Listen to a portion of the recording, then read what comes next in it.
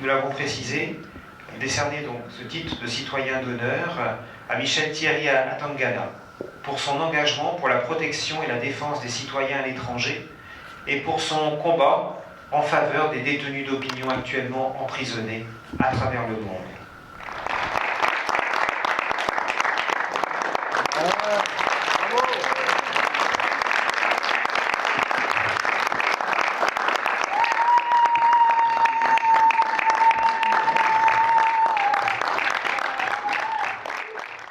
Michel Thierry Atangana est désormais citoyen d'honneur de la ville de Saint-Paul-de-Léon, en Bretagne.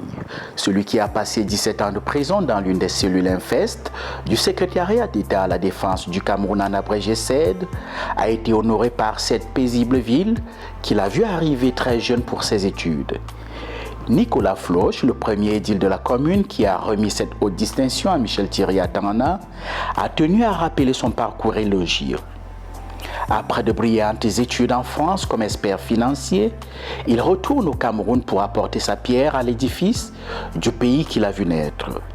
Michel Thierry Atangana est alors nommé par le président Paul Biya à la tête d'un consortium chargé de piloter la construction des routes au Cameroun. Son calvaire débute un certain 12 mai 1997 lorsqu'il est interpellé à la sortie de la messe et conduit dans les geôles du CED. Accusé de détournement de deniers publics et trafic d'influence, Michel Thierry Atangana sera jugé sans avocat et condamné à 15 ans de détention. Au bout du compte, il passera finalement 17 ans de prison dans une cellule de 7 mètres carrés. Libéré en 2014 grâce à l'intervention du président François Hollande, Michel Thierry Atangana regagne la France, où il y a eu une forte mobilisation pour sa libération, notamment sa famille adoptive, Catherine et René, devenue depuis ses parents bretons, à qui il a rendu un vibrant hommage, ses enfants, de nombreuses associations qui se sont réunies également pour sa libération et ses amis. Michel Thierry Atangana, qui n'a toujours pas retrouvé du travail dans son domaine de compétences et dont les comptes sont toujours gelés, ne se décourage pour autant pas, même si les stigmates de la prison ne s'effacent pas. Les séquelles, justement, la question qui m'a été posée quand j'étais à l'hôpital militaire à ma sortie, les séquelles sont éternelles, ineffaçables. Il ne faut pas lutter contre cette nature. Les stigmates de la souffrance demeurent.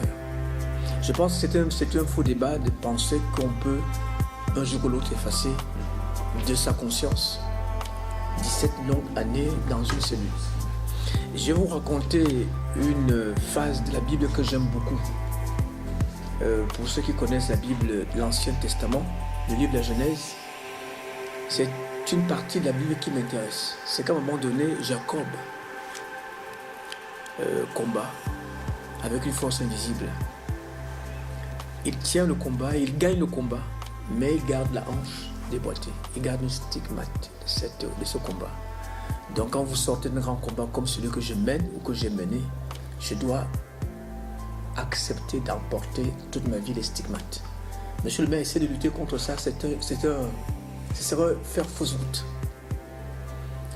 Il ne faut pas penser qu'on peut effacer, non.